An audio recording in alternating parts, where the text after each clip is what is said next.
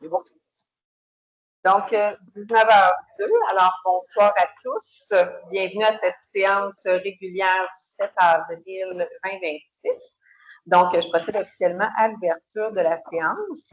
Nous allons apporter une modification à l'ordre du jour. Nous avons une coquille là, au 14.3. Donc, il est indiqué adoption du premier projet de règlement. Nous allons enlever premier. Donc, ça va être adoption du projet de règlement 26-925, modifiant le règlement 15-674 de zonage afin de modifier certaines dispositions relatives à l'architecture d'un bâtiment. Donc, je vais prendre un proposeur avec l'ordre du jour modifié. Marc Magny propose. Merci. Donc, je vais prendre un proposeur pour l'adoption du procès-verbal de la séance régulière du 2 mars 2026. Christian Rodrigue propose. Merci. L'adoption du procès-verbal de la séance extraordinaire du 16 mars 2026.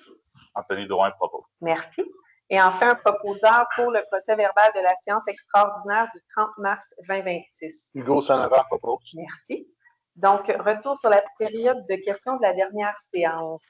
Donc, je vois qu'il y a plusieurs personnes ici présentes, alors je suis certaine que je vais probablement répondre à certaines de vos questions. Donc, je vais vous lire ici, là, ça va être plus simple pour moi. Là, en fait, il y a comme 3 sujets qui vont être abordés. Donc, renonciation à la modification du règlement de lotissement pour la zone H1 108 reliée au projet de la PINED. Donc, je vais vous relire là, essentiellement là, ce qui a été publié la semaine dernière. Alors, le conseil municipal informe la population qu'il a décidé de ne pas aller de l'avant avec l'adoption du projet de règlement numéro 26-918 visant à modifier le règlement numéro 15-675 sur le lotissement afin de modifier les dimensions des lots pour la zone H1 108 et les largeurs d'emprise d'une voie de circulation. Cette démarche fait suite à la présentation publique d'un projet immobilier tenu le 18 décembre 2025 par l'équipe d'urbanisme de la municipalité, ainsi que par l'architecte du projet. À cette occasion, plusieurs citoyens se sont exprimés en faveur d'une diminution du nombre de résidences projetées. Le 2 mars 2026, un avis de motion a été déposé et le projet de règlement a été adopté. Cette étape a mené à la tenue d'une assemblée de consultation publique conformément à la loi sur l'aménagement et l'urbanisme. Une version révisée du premier projet comportant un nombre réduit de résidences y a d'ailleurs été présentée. À la lumière des commentaires recueillis et de l'analyse du dossier, le conseil municipal a décidé, lors de notre plénier du 30 mars dernier, de ne pas aller de l'avant avec cette modification réglementaire. Nous souhaitons préciser que bien que cette modification réglementaire n'ait pas été adoptée, cela n'exclut pas la possibilité d'un développement immobilier dans ce secteur, celui-ci étant situé à l'intérieur du périmètre urbain et identifié comme un secteur prioritaire d'urbanisation. Donc, le projet de règlement n'a pas été adopté, mais le promoteur peut revenir et présenter à nouveau un projet là, à la municipalité. Deuxième point, projet d'information sur le traitement en cours du règlement 25-909, soit la création de la zone H2-244 reliée au projet du faubourg du village. Donc, à ce jour, nous précisons qu'aucune décision ne sera prise concernant le second projet de règlement numéro 25-909, la zone H2-244. À la suite du processus de demande de participation à un référendum, ce dossier est actuellement en analyse et aucun point en lien avec ce projet ne sera traité lors de cette séance. Donc, le conseil est encore en attente là, de certains chiffres, d'une analyse là, que l'administration va nous fournir. Il nous manque l'information à cette étape-ci. Donc, il n'y a rien là, qui va être discuté ou décidé par rapport à ça ce soir.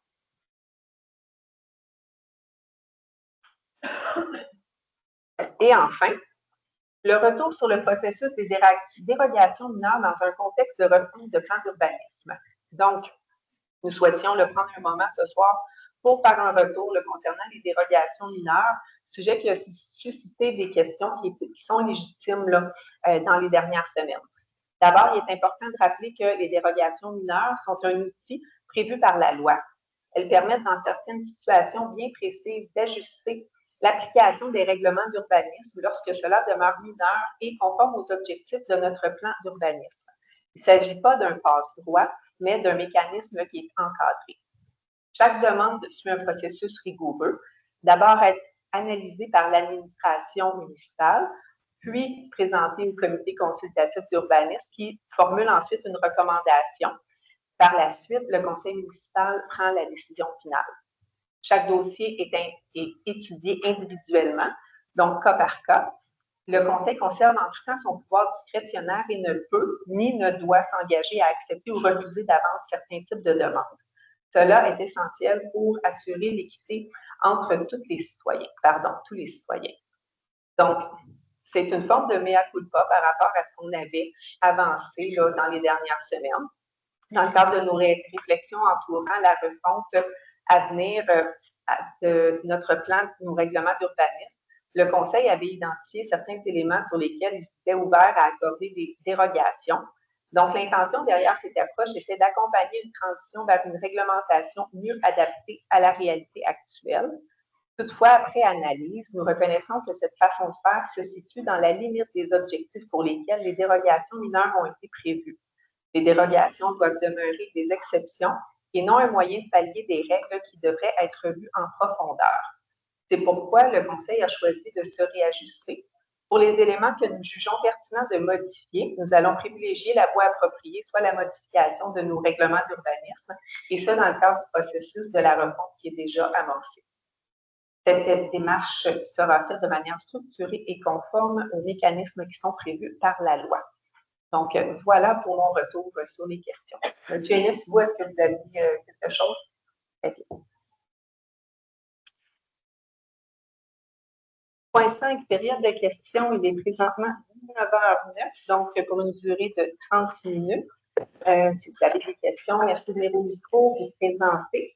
Vous allez voir une question, une sous-question. Après, s'il vous plaît, laissez la place là, pour d'autres personnes qui auront une question. Je vous écoute. Michel Gilbert, j'habite au début de la rue du Rocket. Bonjour.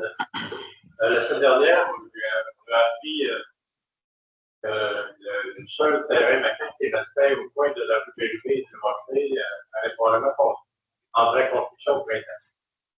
Okay. Tout ce qui nous inquiétait, c'est qu'on sait que dans notre quartier, le roc est presque en surface un peu partout.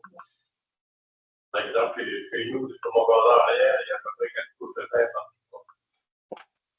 Et donc, je suis rendu à la municipalité, j'ai posé la question au service d'urbanisme qui était raconté et par exemple, et on m'a répondu que je ne pouvais pas savoir si le permis de construction allait inclure un sous-sol avec escalation par terre. Donc, la seule question que j'ai posée, c'est est-ce qu'il y a un règlement sur le délimitaire à la municipalité en vue de protéger les bâtiments environnants. Les terrains sont excessivement dans ce coin-là, on est à 50 pieds de place. Et donc, j'ai reçu la réponse rapidement. Il n'y a aucun règlement de la municipalité qui régisse la manière dont doit se faire le délimitaire dans la municipalité. Ce que j'entends, c'est que vous avez une préoccupation là, par rapport à l'habitage de votre maison. Surtout sur la rue Bérubé, il y a quelques années, il y a quelqu'un qui a construit avec du délimitaire. Il a endommagé les maisons environnantes. Sans garantie, sans assurance, les propriétaires qui ont été endommagés n'ont pas été dédommagés. Okay. C'était il y a plusieurs années. Maintenant, la situation se reproduisait. C'est la méthode des poursuites par mitraillette qu'on appelle. Tout le monde est poursuivi, incluant la municipalité qui a émis cette construction. C'est produit il y a quelques années à ce moment-là. Il y a eu des poursuites contre la municipalité au-delà de 100 000 $. Donc, concrètement, votre requête par rapport à... La requête, c'est que j'ai continué à fouiller. Il n'y a à peu près pas de réglementation gouvernementale qui régit ça. Ils ramènent toujours ça aux municipalités. Il y a plusieurs municipalités qui ont réussi de façon très stricte la manière que la cité a toujours fait. Ça, j'ai envoyé ça en détail. Okay. Mais j'ai trouvé que dans votre règlement municipal, les fondations, lorsqu'il y a du roc solide, ça reste au roc solide. Ma suggestion, c'est d'inclure soit dans le permis de construction ou de fortement recommander aux propriétaires de faire comme tout le monde dans le quartier, de ne pas essayer d'aller plus loin. Bien, parfait, merci. Nous allons en discuter entre nous. Merci.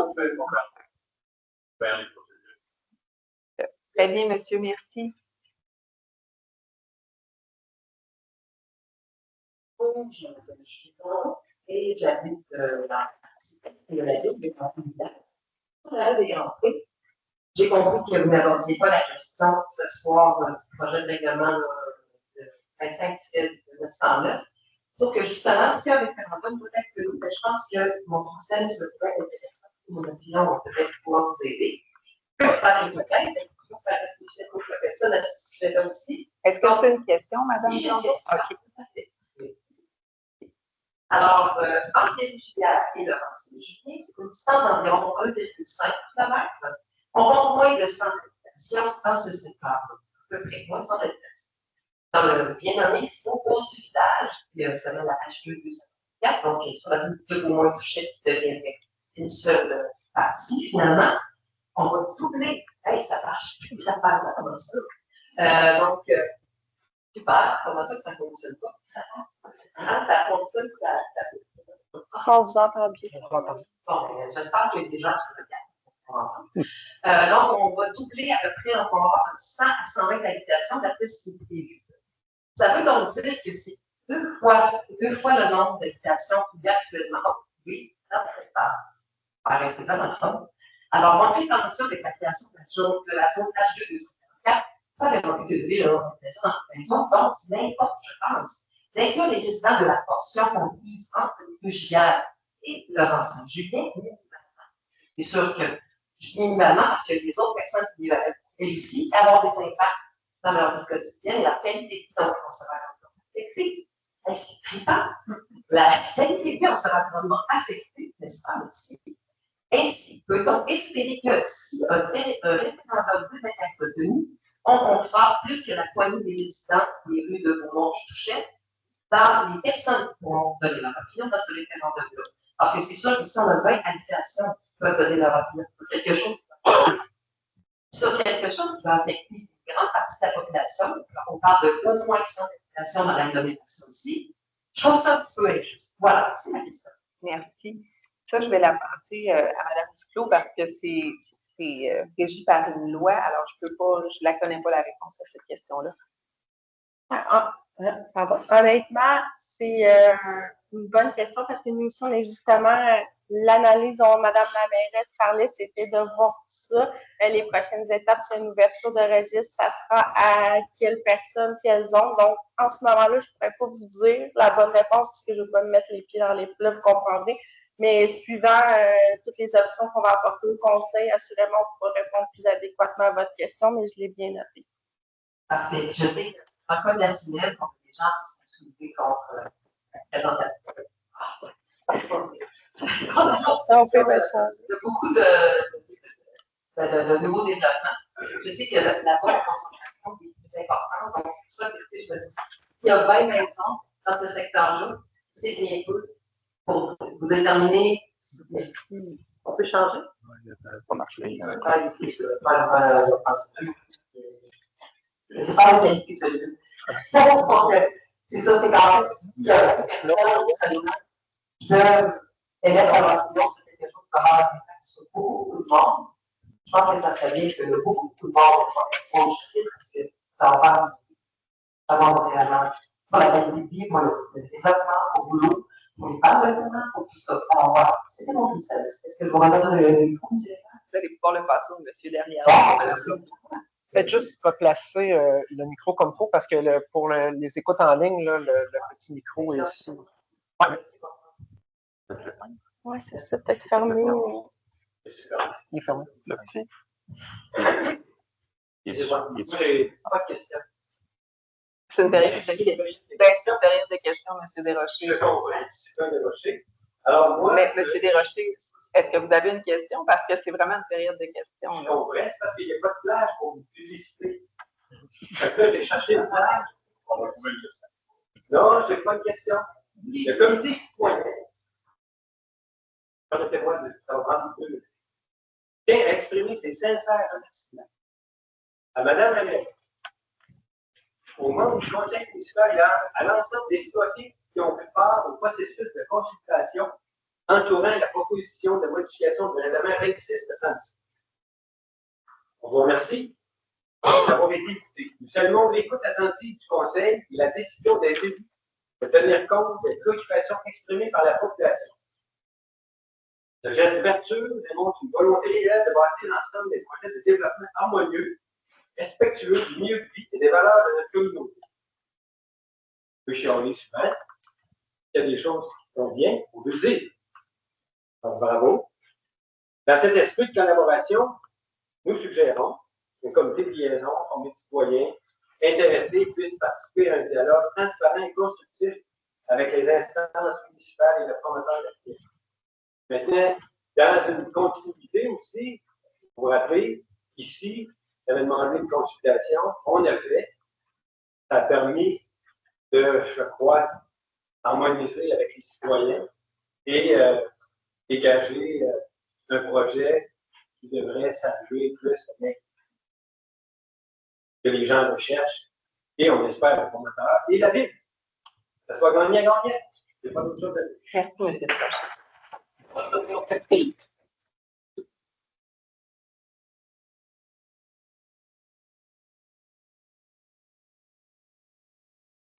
M. Prochain. Une question concernant le projet municipal.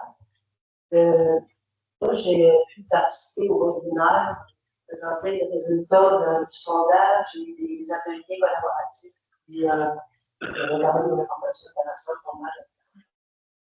Compte tenu de la question, compte tenu des résultats qui ont ressorti dans le sondage et dans les ateliers, quelle est votre vision budgétaire dans les 4 prochaines années, mettons, pour le développement? Ben, en fait, votre question est très large. Là, moi, ce que je retiens de ça, c'est que dans le sondage, les gens mentionnaient qu'ils en voulaient du développement, qui avaient besoin de logements abordables, qui avaient besoin de maisons. Donc, je vous avoue qu'avec ce qui se passe en ce moment, il nous manque d'informations pour avoir une vision parce que c'est ça qui arrive. Là, on attend de voir ce qui va se passer avec le développement de la Pinède. Au niveau du village, pour l'instant, tel que mentionné, encore une fois, il nous manque des informations. Fait que, c'est facile pour moi de vous donner une vision, mais là, en ce moment, c'est assez sur pause. Je vous dirais, là, ça va être une réflexion que le conseil va falloir qu'il aille, à savoir si je ne me rappelle plus du pourcentage, mais il était quand même très élevé là, au niveau des gens qui avaient mentionné qu'on avait besoin de logement. Donc, ça va être à voir comment le conseil veut se positionner par rapport à ça. C'est quoi les options? Oui, c'est ça. Moi, la question, c'est que l'intérêt marqué par nos participants pour le développement employé dans le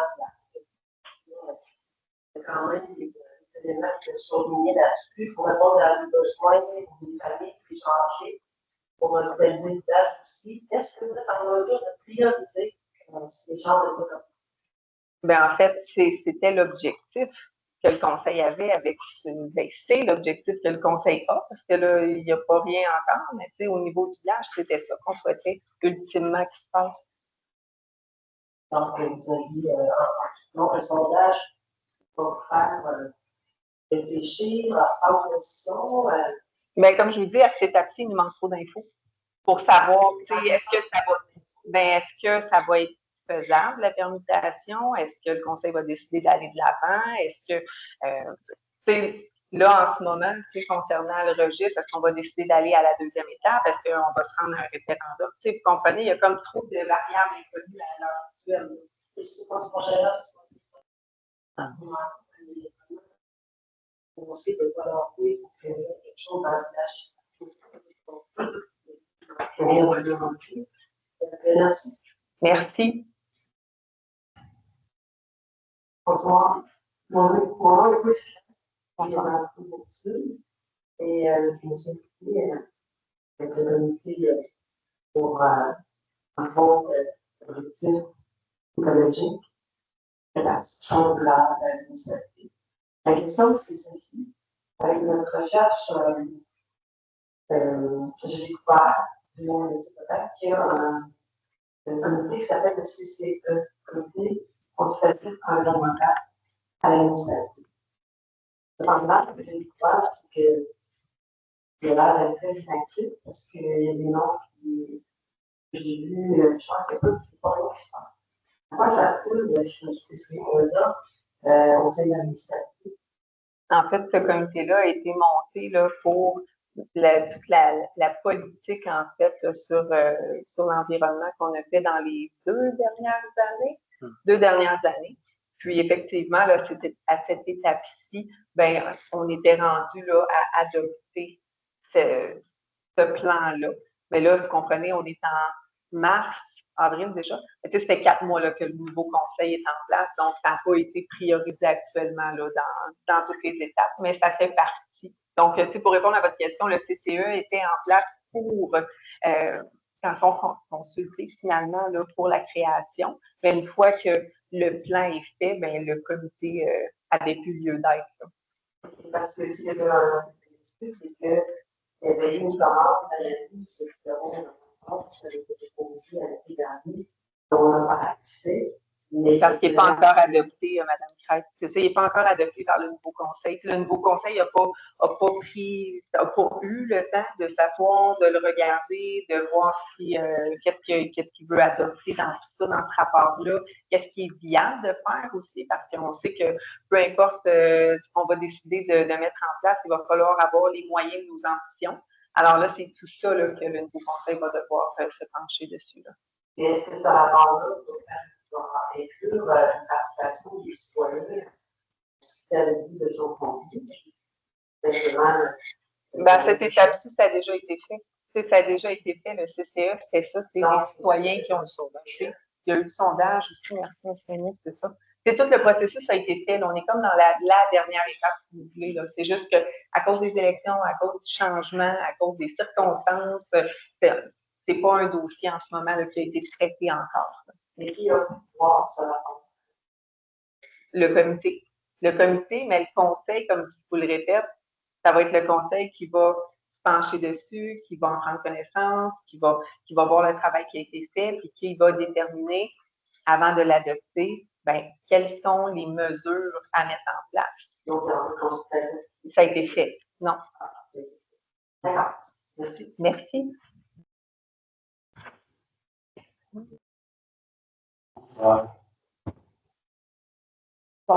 Lors de la séance de mars, vous étiez engagé à nous fournir les orientations et modifications réglementaires qui étaient devoirs appliquées suite à la réforme du plan d'urbanisme.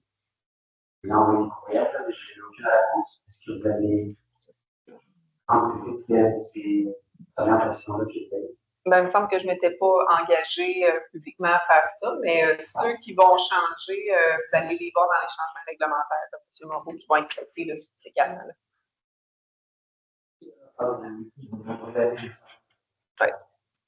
Les orientations que vous avez.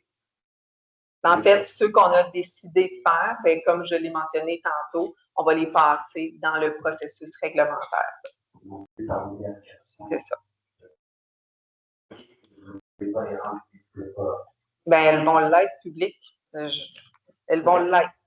Toutes vos orientations que vous voulez voir inclus dans la façon. Pas toutes. Ceux qu'on juge prioritaires à cette étape-ci, oui. Puis, on a déjà concernant le 25 décembre, peut-être en analyse de certains chiffres. Bien, en fait, vous le savez, il y a eu des registres, il y a eu des signatures. Donc, après ça, la municipalité, eux, ce qu'ils doivent faire, c'est prendre toutes ces signatures-là, les valider une par une, voir si les gens qui ont été signés sont bel et bien aptes dans les différentes zones pour voir qui était réellement admissible, pour voir il y a eu combien de signatures. Donc, ils ont besoin d'un certain temps pour faire ces étapes-là, pour ensuite nous les présenter. OK, cette étape-là, non. Non.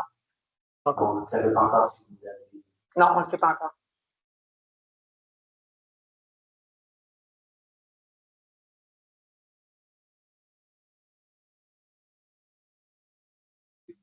Est-ce qu'il serait possible, lorsqu'il y a une modification, donc le tournage, la permutation pour notamment la peinture des écoutelles, notamment donc d'informer les citoyens qui sont visés par ces modifications-là, parce que vous savez, quand on voit que la municipalité va dire un règlement que nous numéro, ça ne dit pas grand-chose qui que ce soit. Et alors que vous avez les courriels des gens de municipalité. On n'a pas le droit de faire ça, monsieur la loi 25. Ou bien, sur le fait la municipalité, peut-être d'avoir une information qui circule sur le territoire pour préciser que voici, on entend non pas simplement modifier le règlement actuel, mais quelques lignes d'explication pour qu'on sache à quoi s'en tenir. Et je pense qu'après, vraiment, l'information serait utile pour l'ensemble des citoyens. Ma suggestion, rien à voir, suggestion quand même, là-dedans, c'est ce qu'on recherche à la municipalité, c'est le projet de prêt d'habitation à l'État. Ce que je réponds, c'est que je dis que ça doit s'appliquer dans la municipalité en général. En fait, c'est quelque chose qui a été débattu. Je vais vous laisser la parole, M. Smith, par rapport à ça. En fait, on va revisser votre micro, Mme la mairesse. Vous êtes en train de diffuser votre micro. On va mettre au micro à soi. Écoutez, c'est des informations qui ont circulé par rapport à tout ça, à savoir est-ce que c'est au niveau municipal ou c'est par développement qu'on doit avoir du 13 logements à l'hectare. Donc, on a fait des validations nécessaires. Puis, en fait, ce qu'il faut comprendre, c'est de la façon que notre plan d'urbanisme, notre réglementation est écrite, puis les validations ont été faites auprès de la MRC. Donc, on doit atteindre le 13 logements à l'hectare par projet qui est déposé. Fait que c'est pas une histoire de on en fait 7 d'un côté pour en faire 22 de l'autre côté, là. Donc, c'est vraiment 13 logements à l'hectare qui doit être fait lorsqu'il y a un projet de développement qui est déposé. Après ça, il y a la définition de qu'est-ce qu'un projet de développement et qu'est-ce qu'est une insertion. Donc, il y a peut-être des gens qui sont allés consulter notre plan d'urbanisme. Donc, à travers tout ça, là, la définition d'un projet, ça part à partir de 5 terrains. Donc, tout ce qui est 5 terrains et moins, on est dans de l'insertion. Donc, là, on voyait du 11 logements à l'hectare dans notre plan d'urbanisme. Donc, ça s'applique dans ce contexte-là. Tout ce qui est plus que 5 logements à l'hectare, donc, c'est considéré un projet. Donc, on tombe dans le 13 logements à l'hectare. Donc, on parle de ces terrains. Puis, on parle de la Pinède qui n'est qu'un seul terrain. En fait, le projet est une vingtaine de terrains. Donc, ça devient un projet. Donc, on doit atteindre le 13 logements à l'hectare. Mais si la Pinède devenait un projet de 4 terrains. Là, il y a des réglementations sur les grandeurs maximales qui s'appliquent au niveau de nos terrains. Donc, je n'ai pas fait le calcul à savoir si 4 terrains va venir dépasser là, les grandeurs maximales de terrain. Donc, c'est un règlement qui a été voté il y a quelques mois pour éviter justement que les gens, dans le périmètre urbain, s'achètent des extrêmement grands terrains pour faire en sorte que, justement, un endroit pourrait avoir 6 ou 7 résidences, mais il y a seulement une grande résidence à cet endroit-là. On parle du périmètre urbain, bien sûr, donc le but du périmètre urbain, c'est de l'urbaniser. Merci. Moi, c'est juste un petit détail. On avait eu l'adoption du premier projet. Est-ce que ça veut dire qu'ils vont être adoptés final des projets? Non, il y a une autre étape après. C'est les projets. C'est les projets. Dans le fond, c'est ça, c'était coquille, là, celui-là. Peut-être spécifier, M. Moreau, que dans le cadre du processus de la LAU, quand on est un premier projet, ça implique qu'il y aura probablement un deuxième projet, un processus long, alors que lorsqu'on parle seulement d'un projet, donc là, c'est le processus court. Donc, il n'y aura pas de consultation, mais il n'y aura pas de deuxième projet. Il y aura directement l'adoption par la suite. Bien ça, Mme la greffière, oui. Bonsoir, Mathieu Bolomatissi, résident de la des Granges. Je tiens à vous saluer pour le point 7.8, demande d'intervention du ministère du Transport et de la Sécurité sur la 360. Je pense que c'est assez unanime que notre secteur est extrêmement dangereux. Vous avez fait plutôt, vous avez montré au ministère à savoir quels étaient les enjeux, et un des principaux enjeux qu'on a entendu, c'était la sécurité au niveau de la 360. Donc, félicitations pour la démarche au niveau du route provinciale. Je comprends que c'est eux qui prennent les décisions. J'ai quand même fait quelques petits exercices. Si, par exemple, la réduction de vitesse du village allait jusqu'au Mont-Saint-Anne, c'est 2,5 minutes de différence qui changerait de passer de 70 km/h à 50 km/h. Ça donnerait le milieu plus sécuritaire. La route aussi est très, très, très sinueuse et offre à peu près aucune visibilité vers cette heure. Je suis arrêté sur Franck-Lou. J'invite à faire l'exercice. Je crois que la visibilité à l'arrêt obligatoire est à 5 mètres. C'est impossible sur Franck-Lou de voir les cyclistes qui arrivent et de s'engager sur la route. C'est suicidaire. Fait qu'en tant que résident, en tant qu'élu, je pense qu'on a tous une responsabilité de se réveiller et de dire hey, l'MTQ, on doit agir. Le statu quo n'est juste pas une option, ça fait 10 ans, c'est sur la table. Donc, félicitations de vous inviter dans ce dossier-là. Je pense qu'il est primordial, une belle opportunité de faire aménager tout ça. Ouais. Si jamais vous voulez de l'aide, si vous voulez aller prendre une marche avec les gens de MTQ, la SQ, je suis personnellement intéressé. J'ai été témoin, j'ai eu un accident le 6 mars. Ma fille est impliquée avec ma belle-mère il y a 5 ans. Elle a eu un accident majeur, c'était de l'hôtel de ville. Elle a tenté pendant 5 minutes dans le coup de traverser un week-end de Pâques. Heureusement, le coup, elle s'est fait frapper en arrière, 33-60, sinon un accident latéral avec des conséquences bien différentes, mais bref, je pense qu'on a une opportunité importante d'agir pour ça se passe maintenant, pas demain, pas l'été prochain, parce qu'on sait ce qu'il va y avoir d'autres accidents. Oui. Fait que pour nos enfants, pour tout le monde, je pense qu'on a une belle opportunité ici. Pour agir, puis je suis disponible si vous voulez de l'aide. Merci, M. Bonneau-Marcel. Puis, sincèrement, désolé pour votre famille. La croissée, mais vraiment, ça s'est très bien terminé. Et vous avez raison, rue du Franc-Clos, c'est pas une rue pour sortir du quartier, je vous le confirme. Très difficile. Les résidents qui restent dans le secteur, ça a besoin des cigares comme ça. Il y en a vraiment plusieurs. Je pense que les MTQ sont assez facilement. Il faut juste les amener à vivre dans notre municipalité. Dans Gaspésie, il n'y a pas très longtemps, il y a des villages où il y a 5 maisons et ça va à 50 km/h. Là, on parle même d'un village, on est dans une bonne densité de population, et qu'un parc, c'est des enfants des enfants d'un côté à l'autre. Merci. Mentionné, il n'y avait pas de question. Non, je sais, il n'y avait pas de question. C'est pour ça que tu peux laisser la parole aux gens de son question. On y a pensé, puis on ne mettra pas formellement de période citoyenne, on va conserver ça en période de questions. Donc, je vais justement me permettre à l'occasion de permettre aux gens qui ont quelque chose. Je pense que ce soir, on l'a démontré qu'on a quand même donné place à la parole aux gens. Mais on souhaite garder ça quand même cadré dans le décorum des périodes de questions. Avoir une période de questions, une période d'expression. Non.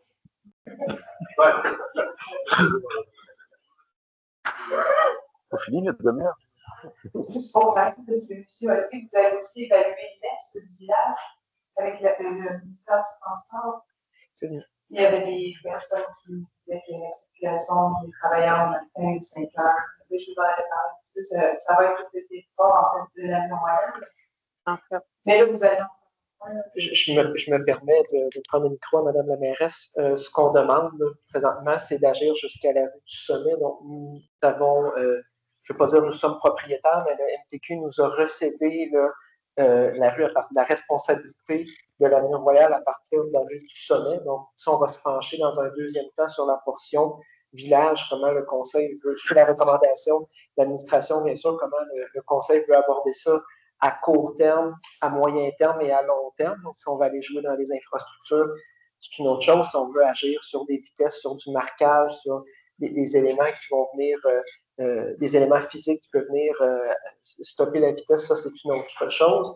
Mais pour l'instant, là, on n'avait pas dans les cartons le passé, le village. Ce n'est pas aujourd'hui quelque chose qui est ciblé là, dans la résolution qu'on va proposer.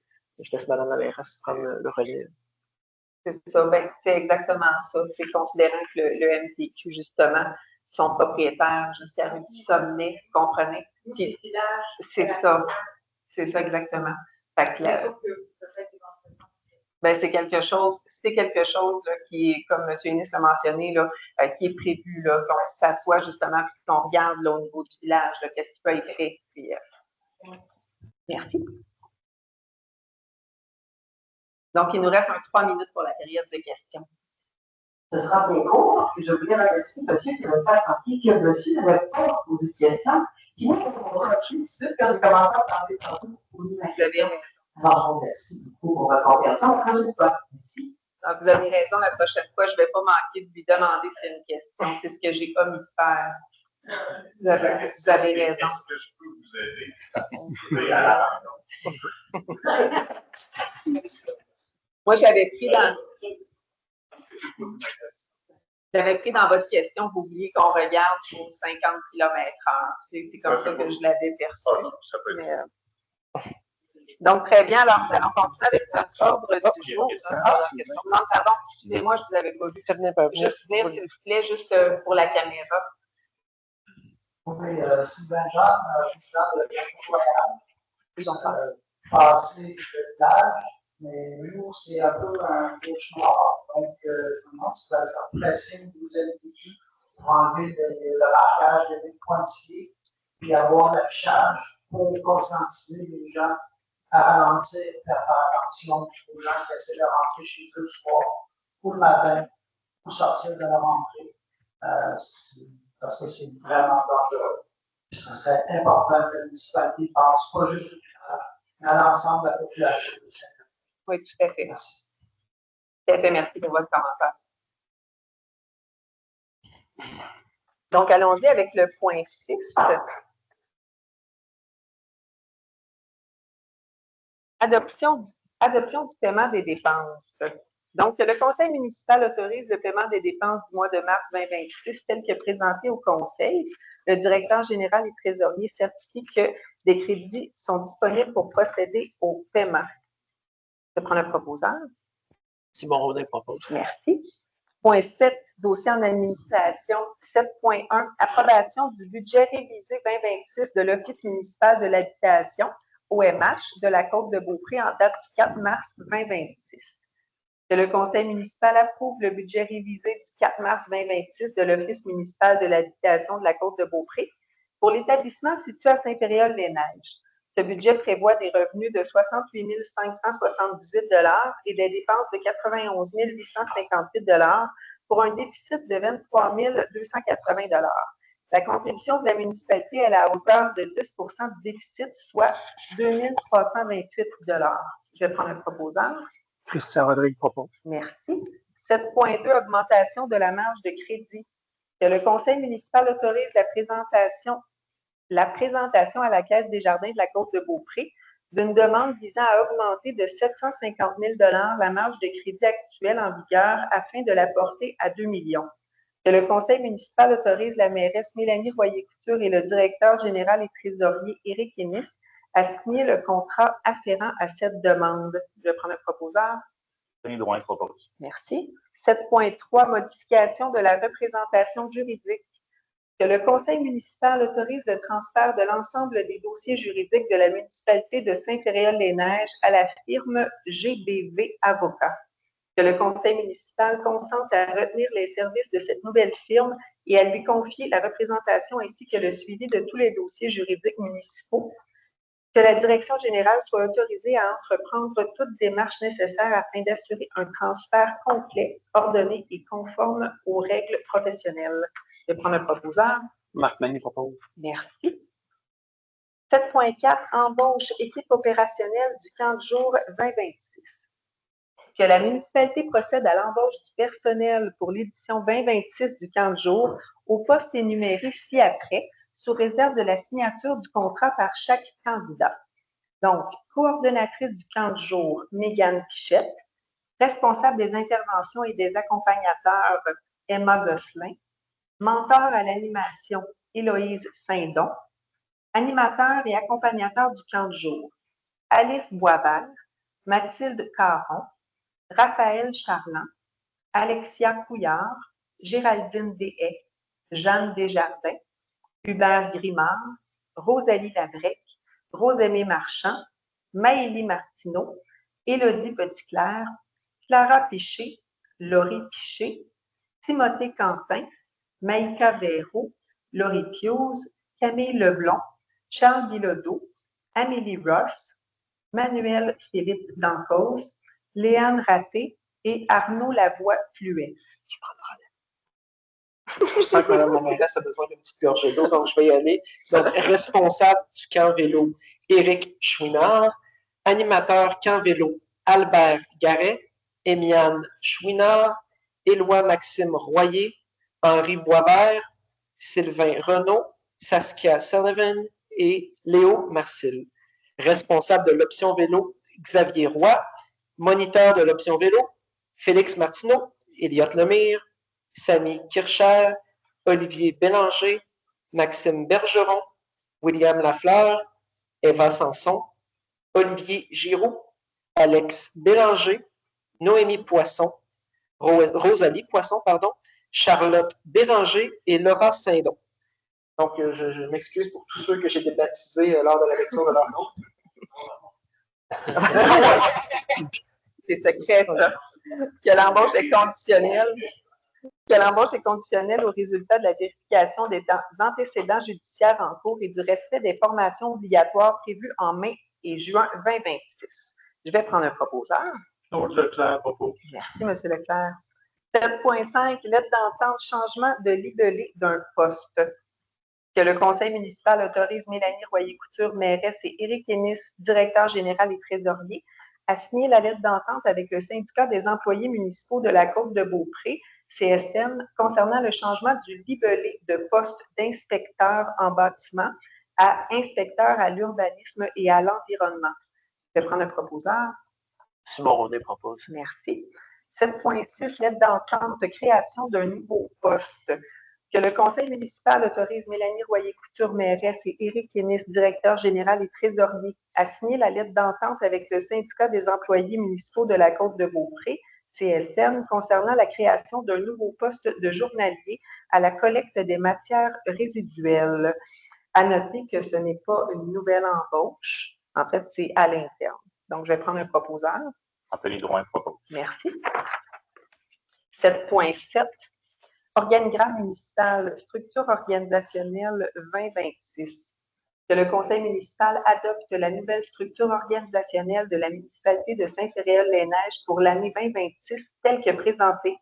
Que le libellé des postes concernés soit modifié afin de refléter adéquatement l'évolution des besoins opérationnels et administratifs. Je vais prendre un proposeur. Marc Denis propose. Merci. 7.8, demande d'intervention et de rencontre avec le ministère des Transports et de la Mobilité durable, le MTMD, sécurité routière sur la route 360, soit l'avenue Royale.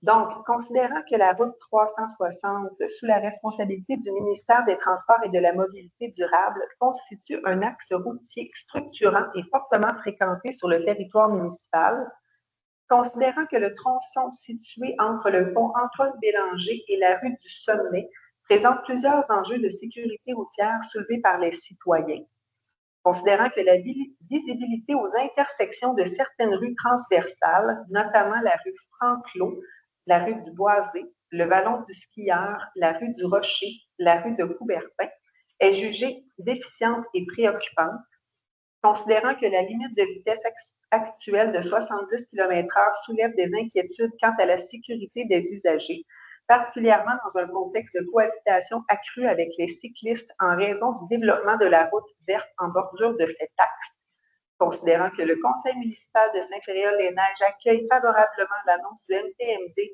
concernant la réorganisation de l'intersection de la rue Notre-Dame, de la rue des Pionniers et de la route 360, considérant que des préoccupations subsistent quant à la sécurité à l'intersection de la rue du Faubourg, de la rue du Moulin et de la rue 360, laquelle, bien que non officielle, est empruntée quotidiennement par des piétons et des cyclistes, considérant que la présence d'arrêts d'autobus le long de la route 360 entraîne des traversées fréquentes de piétons, augmentant les risques d'accidents, considérant que les résultats d'un sondage récent mené auprès de la population démontrent un sentiment d'insécurité marqué concernant cet axe routier, il est résolu que le conseil municipal demande officiellement au ministère des Transports et de la Mobilité durable, le MTMD, d'évaluer les enjeux de sécurité sur la route 360, l'avenue Royale, entre le pont Antoine-Bélanger et la rue du Sommet.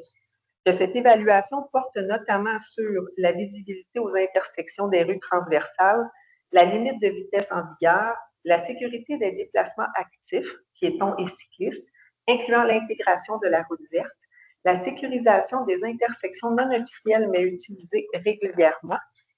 Que le conseil municipal demande la tenue d'une rencontre avec un représentant du MTMD afin de discuter de ces enjeux et d'identifier des mesures concrètes pour améliorer la sécurité de cet axe.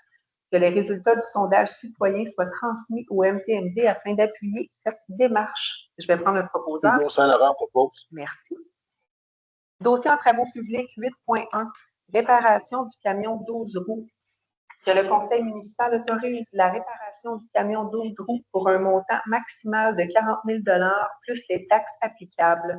Que cette dépense soit imputée au budget de fonctionnement. En le proposeur. Anthony Drouin propose. Merci. Dossier en incendie 9.1, programme d'inspection périodique des risques élevés et très élevés. Que le conseil municipal adopte le programme d'inspection périodique des risques élevés et très élevés et mandate la direction du service de sécurité incendie pour assurer sa mise en œuvre, sa diffusion auprès du personnel et la formation nécessaire à son application. Pardon. Que le conseil municipal autorise la mairesse Mélanie Royer-Couture et le directeur général et trésorier Éric Ennis à signer le dit programme. Je vais prendre un proposeur. Christian Rodrigue propose. Merci. 9.2, programme de santé et sécurité au travail. Que le conseil municipal adopte le programme de santé et sécurité au travail et mandate la direction du service de sécurité incendie pour assurer sa mise en œuvre, sa diffusion auprès du personnel et la formation nécessaire à son application. Que le conseil municipal autorise la mairesse Mélanie Royer-Couture et le directeur général et trésorier Éric Ennis à signer le dit programme. En le proposeur. Marc Pagny propose. Merci. 9.3, programme d'entretien des véhicules d'intervention. Que le conseil municipal adopte le programme d'entretien des véhicules d'intervention et mandate la direction du service de sécurité incendie pour assurer sa mise en œuvre, sa diffusion auprès du personnel et la formation nécessaire à son application.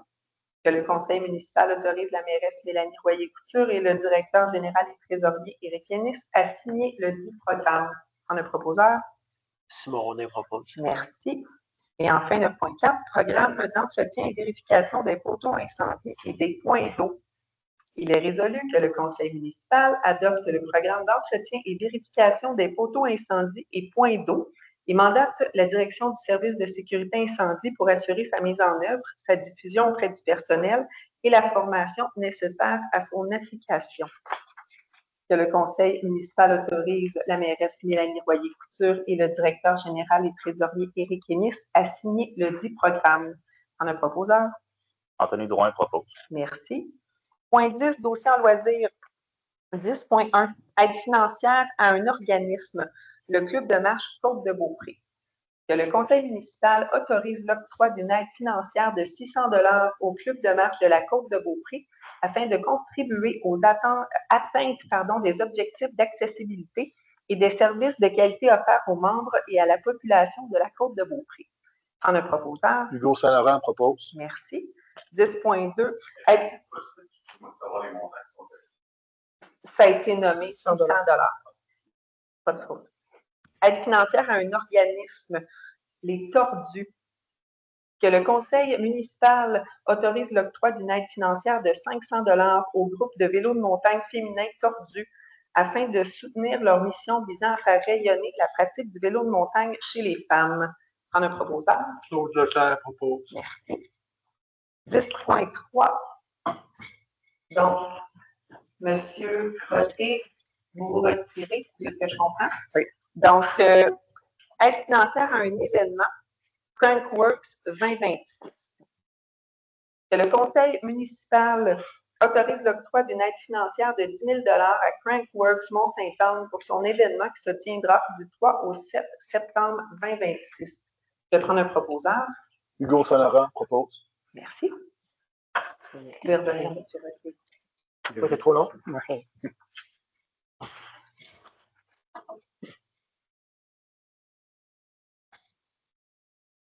Donc, point 11, dossier en urbanisme. Donc, que le conseil municipal approuve les demandes de permis déposées pour les projets suivants conformément aux documents soumis et à la réglementation en vigueur. On va donner une petite pause à Mme la mairesse. Donc, au 43 rue de la Sagamité, agrandissement et rénovation du bâtiment principal. 45 rue de la Sagamité, rénovation du bâtiment principal. 131 rue des Carouges, aménagement de terrain.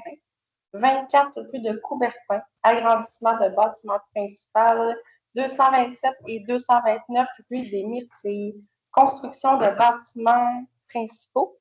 128 rue de Turin, construction de bâtiments accessoires. 226 rue du Boisé, agrandissement du bâtiment principal. 297 rue Sumange, agrandissement du bâtiment principal. 43 rue des Sémiques, agrandissement du bâtiment principal. 42 rue de la Marque, agrandissement et rénovation du bâtiment principal. Merci beaucoup. Donc, je vais prendre un proposal. Simon Ronet propose. Merci beaucoup. Point 12, adoption des règlements. 12.1, règlement 26-922, édictant le code d'éthique et de déontologie des élus municipaux. Donc, considérant qu'en vertu de l'article 13 de la loi sur l'éthique et la déontologie en matière municipale, toute municipalité doit, avant le 1er mai qui suit toute élection générale, adopter un code d'éthique et de déontologie révisé qui remplace celui en vigueur avec ou sans modification. Considérant qu'un avis de motion a été donné lors de la séance du 2 mars dernier et que le projet de règlement a été déposé, considérant l'avis public du 27 mars 2026, il est résolu que le Conseil municipal adopte le règlement numéro 26-922 édictant le Code d'éthique et de déontologie des élus municipaux. Ce règlement fait partie intégrante des parties, comme s'il y était retranscrit au long. Claude Leclerc. Merci, M. Leclerc. Donc, point 13, avis de motion. 13.1, je vais passer la parole à Anthony. Oui. Conformément à l'article 445 du Code municipal, Anthony Drouin, par la présente, donne avis de motion qu'il sera adopté à une séance subséquente le règlement numéro 26-923 sur l'occupation et l'entretien des bâtiments. Je dépose le projet numéro 26-923, séance tenante. Merci. 13.2, M. Magny. Conformément à l'article 445 du Code municipal, moi, Marc Magny, conseiller par la présente, donne avis de motion qui sera adopté à une séance subséquente le règlement numéro 26, Tréunion 924, modifiant le règlement numéro 15, Tréunion 676 de construction afin de regrouper les dispositions relatives à l'entretien des bâtiments dans le règlement sur l'occupation et l'entretien des bâtiments. Dépose le projet numéro 26, Tréunion 924, séance tenante. Merci. 13.3, M. Roné. Oui, avis de motion, règlement 26-925, modifiant le règlement 15-674, conformément à l'article 445 du Code municipal, moi-même, Simon Roné, conseiller par la présente, donne avis de motion qui sera adopté à une séance subséquente, le règlement numéro 26-925, modifiant le règlement numéro 15-674 de zonage afin de modifier certaines dispositions relatives à l'architecture d'un bâtiment. Dépose le projet numéro 26-925, séance tenante. Merci. 13.4, M. Leclerc. Conformément à l'article 445 du Code municipal, moi, Claude Leclerc, conseiller par la présente, donne avis de motion qu'il sera adopté à une séance subséquente le règlement numéro 26-926, modifiant le règlement numéro 15-674 de zonage, afin de modifier certaines dispositions relatives aux ouvrages et équipements accessoires au bâtiment principal. Je dépose le projet numéro 26-926, séance tenante. Merci. 14 points de règlement. 14.1, adoption du projet de règlement 26-923 sur l'occupation en l'entretien des bâtiments. Et l'entretien. Et l'entretien. Une petite coquille. Donc, considérant que la municipalité de Saint-Carrière-les-Neiges est tenue d'adopter et d'avoir en vigueur un règlement sur l'occupation et l'entretien des bâtiments patrimoniaux en vertu de la loi sur l'aménagement et l'urbanisme, considérant que ce règlement contient des normes visant à empêcher le dépérissement des bâtiments patrimoniaux, à les protéger contre les intempéries et à préserver l'intégrité de leur structure, considérant que ce règlement ne contient pas de dispositions susceptibles d'approbation référendaire, considérant qu'un avis de motion vient d'être donné, il est résolu que le Conseil municipal adopte le projet de règlement numéro 26-923 sur l'occupation et l'entretien des bâtiments. Ce règlement fait partie intégrante des présentes comme s'il y était retranscrit au long. Je vais prendre le Anthony Drouin propose. Merci, M. Drouin. 14.2, adoption du projet de règlement 26-924, modifiant le règlement 15-676 de construction afin de regrouper les dispositions relatives à l'entretien des bâtiments dans le règlement sur l'occupation et l'entretien des bâtiments. Je vais l'expliquer rondement. Je ne vais pas vous lire des considérants. Dans le fond, c'est juste les dispositions qui sont dans le règlement sur l'occupation et l'entretien pour les bâtiments patrimoniaux. On vient les exclure du bâtiment, du règlement sur la construction. Donc, sensiblement, c'est ça. Donc, considérant que ce règlement ne contient pas de dispositions susceptibles d'approbation référendaire, considérant qu'un avis de motion vient d'être donné à la présente séance, il est résolu que le Conseil municipal adopte le projet de règlement 26-924 modifiant le règlement numéro 15-676 de construction afin de regrouper les dispositions relatives à l'entretien des bâtiments dans le règlement sur l'occupation et l'entretien des bâtiments. Ce règlement fait partie intégrante des présentes comme s'il y était retranscrit au long. Je prends le proposeur. Christian Rodrigue propose. Merci. 14.3, adoption du projet de règlement 26-925 modifiant le règlement 15-674 de zonage afin de modifier certaines dispositions relatives à l'architecture d'un bâtiment. Donc, ce projet de règlement vise à venir autoriser le parement métallique sur certains bâtiments et également le toit plat également pour les bâtiments principaux. Donc, considérant qu'il y a lieu d'actualiser certaines normes relatives à l'architecture d'un bâtiment, comme je viens d'énoncer, considérant que ce règlement ne contient pas de dispositions susceptibles d'approbation référendaire, considérant qu'un avis de motion vient d'être donné à la présente séance, il est résolu que le Conseil municipal adopte le projet de règlement numéro 26-925, modifiant le règlement numéro 15-674 de zonage afin de modifier certaines dispositions relatives à l'architecture d'un bâtiment. Ce règlement fait partie intégrante des présentes comme s'il était retranscrit au long. Je vais prendre un proposant. Marc Simonis propose. Merci. 14.4, adoption du premier projet de règlement 26-926, modifiant le règlement 15-674 de zonage afin de modifier certaines dispositions relatives aux ouvrages et équipements accessoires au bâtiment principal. Donc, ce premier projet de règlement-là va venir autoriser des murets décoratifs ou de soutènement dans certaines dispositions. Il y a également aussi l'ajout de permission d'avoir des génératrices sous certaines conditions.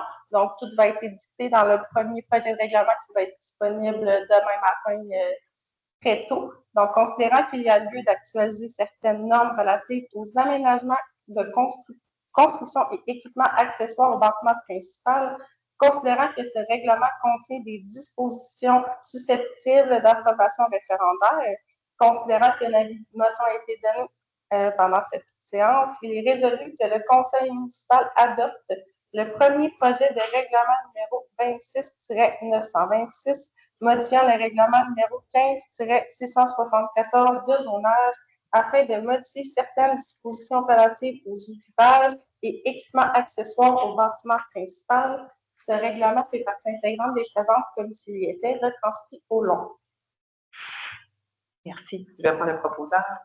Claude Lefebvre propose. Merci. Donc, c'est ce qui nous amène, point 15, à la deuxième période de questions. Donc, avez-vous des questions concernant ce qui vient d'être traité?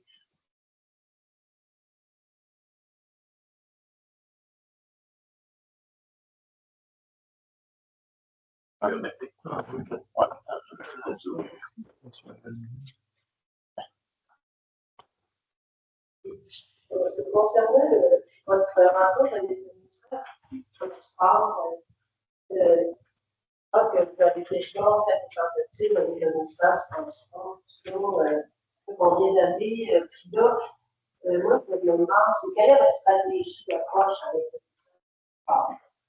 Est-ce que vous avez des demandes précises? Bien, comment faire pour répondre à votre question? Là, ce qui va être fait, c'est que la résolution va leur être envoyée. J'ai envie de dire, malheureusement, il y a un momentum à cause de l'accident qu'il y a eu récemment.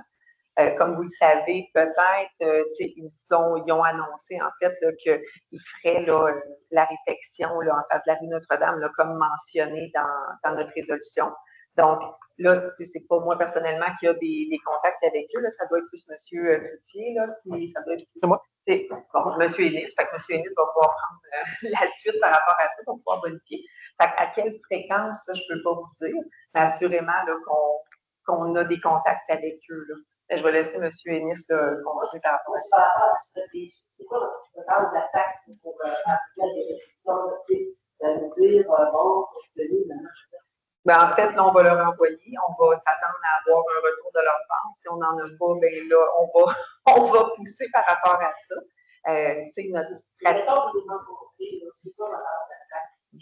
Ben, en fait, ça va être des sensibilisés à tout ça, là. Je veux dire, mon angle d'attaque, je peux difficilement vous répondre à la question, là, dans le sens on va les sensibiliser, on va taper sur le clou encore une fois, peut-être qu'ils vont aller sur le terrain aussi, constater un peu plus. Vous leur demandez, vous leur dites les citoyens, ils veulent avoir assurément, comme mentionné dans la résolution, hein, on va leur envoyer le sondage. Ils vont pouvoir voir aussi là, que c'est réel. Il y a d'autres voies aussi de la lettre qui vont bénéficier des modifications, des références. Donc, pour que les gens qui vont traiter certainement. Si, eux autres, vont être un peu trompés avec eux autres. Et puis, regardez, M. Ennis va pouvoir compléter. Je vais vous donner un complément d'information. Peut-être que je ne vous le donnerai pas, ça n'a pas l'air important. Non. En fait, ce qu'il faut savoir, c'est qu'on est déjà attaché avec le politique au niveau provincial. Donc, nous sommes en communication avec l'attachée politique de Mme Karianne Bourassa qui sera présente à la rencontre qu'on aura demandé au MTMD. En fait, tout ça est déjà organisé. Et ce qu'il faut comprendre, Mme Savary, c'est que dans le passé, malheureusement, d'être très directif avec le MTQ, ça n'a pas fonctionné. En fait, je dis toujours, je l'ai dit au conseil municipal, nous avons des experts à l'administration, laisser les experts vous parler, c'est un peu la même chose au niveau du MTQ. Hein. Donc, nous pouvons avoir des demandes très fermes, mais ils ont des experts et ils font les études qu'ils ont à faire. Et après ça, une fois qu'on a ce retour-là, c'est là qu'on peut mettre de la pression. On n'a pas encore eu la chance de discuter là, à proprement parler de la stratégie que nous allons adopter, mais ce qu'il faut savoir, c'est que dans le passé, d'être très ferme et de mettre son point sur la table, ça a eu pour effet plutôt de fermer les communications plutôt que d'avoir quelque chose qui était plus en mode collaboratif. Donc, à partir de là que le micro ne fonctionne pas. Donc, à partir de là, ça vous appartient de faire vos suggestions là, à Mme la mairesse et aux conseillers. Mais c'est sûr que nous, du côté de l'administration, on fera la même chose, on fera des recommandations, puis ça appartiendra au conseil de décider c'est quoi la stratégie qu'ils veulent adopter. C'est quoi votre lien? C'est quoi votre position? Donc, d'ailleurs, pronostic de fait, c'est en mesure de. Non, c'est pas en mesure de vous répondre à ça. Ça serait de planter sans l'air. Combien d'années vous avez fait pour rencontre? Oh, ça doit faire une quinzaine d'années que c'est dans le, je vais dire en bon français, dans le pipeline là, au niveau de la réfection au niveau Notre-Dame. Ça fait. Ils ont peut-être fait un changement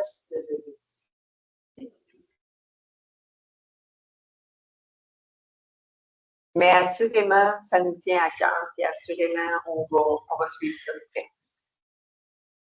On a un porteur de micro officiel. Ça fait besoin de justement, aussi, ça allait être ça que j'en ai vu. Est-ce que c'est possible de savoir comment cette méthode est établie en fait entre le bon d'énergie et la je comprends qu'il y a eu un accident récemment, mais qu'est-ce qui est derrière cette régulation? En fait, c'est parce que c'est le tronçon de route qui appartient au ministère des Transports. Comme mentionné tout à l'heure, en fait, on a eu là, des négociations là, puis, avec eux, puis on s'est fait rétrocéder la partie du sommet. Pour le village, là, en fait, là. Ça leur appartenait précédemment. Puis là, maintenant, ça va être sous notre responsabilité. Donc, c'est pour ça, entre autres, qu'on a pu baisser la vitesse à 30 km/h. C'est pour ça que là, on a les mains sur le volant, finalement. C'est pour ça que de ce tronçon-là. C'est pour ça que dans le fond, c'est du pont, c'est tout ce qui leur appartient finalement. C'est ce bout-là. Donc, ça va du sommet jusqu'à ce qu'on rentre finalement. C'est bon. Le voyage de Saint-Cyr. OK, mais ça, c'est sous la responsabilité de... Non, l'inverse. Puis, en fait, le premier bout qui appartient au ministère, c'est au niveau du pont Bélanger jusqu'à Sommet. Puis ensuite, c'est l'entrée de Beaupré. Oui, l'entrée de Beaupré. Mont-Saint-Anne, le pont.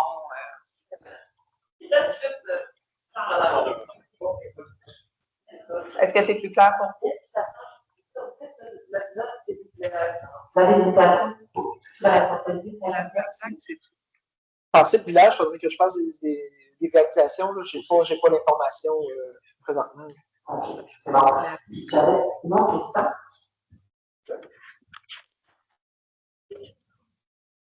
C'est en lien avec le 10.3, parce que le comité des financières de l'événement sportif, c'est quoi au juste cet événement-là? Est-ce que c'est quelque chose de récurrent? J'en avais vraiment entendu. Ben, en fait, c'est le nouvel événement, là, considérant qu'on a pu, vous avez sûrement entendu parler là, que la Coupe du Monde va avoir lieu ailleurs. Donc, on l'avait depuis quelques décennies déjà. Fait que là, en fait, l'organisation qui s'occupe de ça a réussi là, à avoir un contrat avec Crankworks. Je ne suis pas habilitée à vous donner tous les détails. Là. Je pourrais demander à M. Rodrigue, oui, c'est ça, qui vous en parle, mais c'est quelque chose qui est connu, là, puis qui est très prospère là, comme événement. Oui. C'est bon. J'ai des d'autres questions à l'heure. Juste Mme la mairesse, ça va être correct. Peut-être une question rapide ou une information. Quand vous dites de redonner une route, ça veut dire que tu dois redonner tes frais pour aller dans le peut-être. Assurément. Alors, juste une question à essayer pour que tu en fasses une autre. Ce bout-là, monsieur, là, nous étions en accord et conscients, comme vous dites, qu'on allait devoir payer les frais d'entretien, mais considérant que c'était au village, puis vous savez comment les délais sont longs avec le ministère, pour nous, c'est super important de pouvoir diminuer la vitesse. Fait que c'est ce qui a motivé là, notre décision à dire, bon, ben, on va pouvoir décider pour ce tronçon. Dans les années 90, qui en ont redonné énormément des lois de sécurité.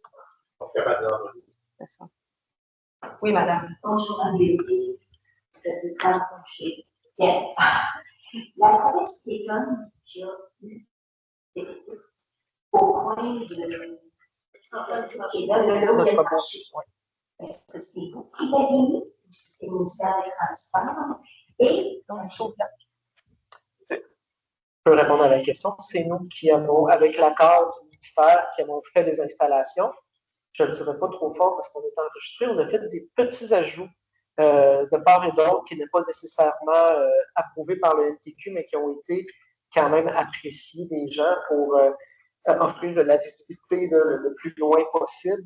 Nous savions qu'il y avait des travaux qui s'en venaient aussi, donc on s'est permis pour cette saison-là.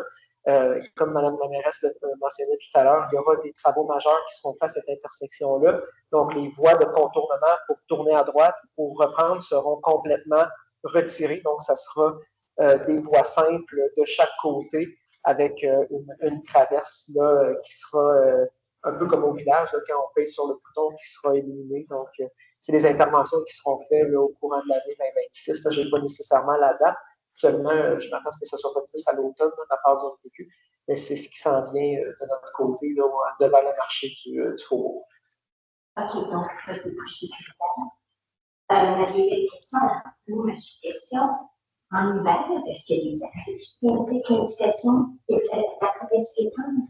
Quand même, pas au centre, mais sur les côtés.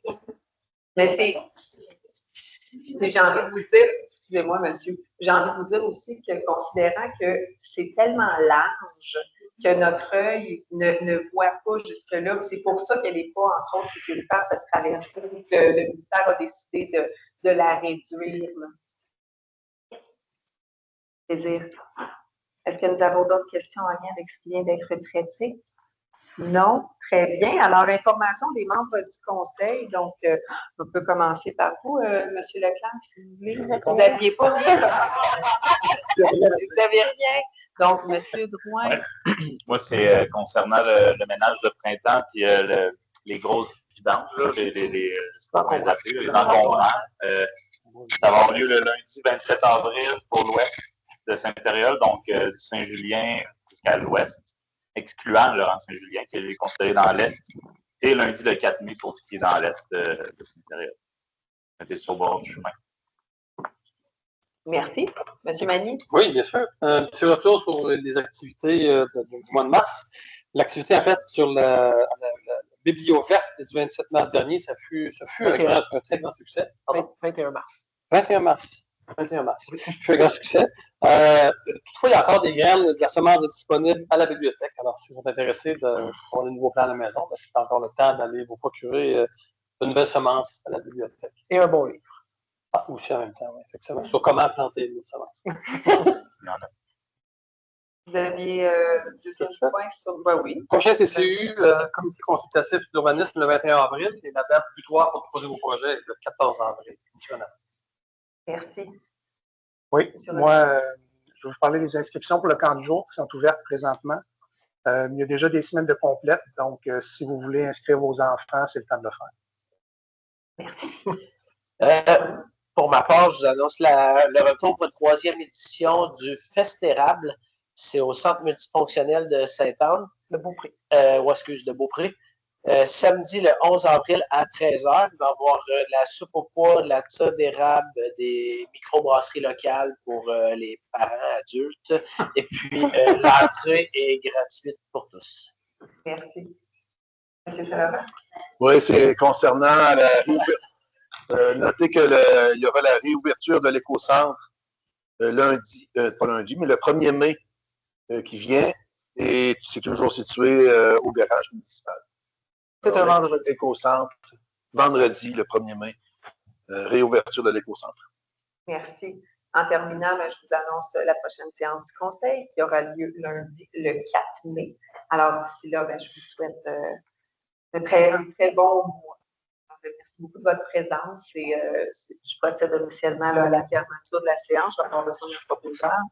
La semaine propose. Merci beaucoup. Donc, merci, bonne soirée.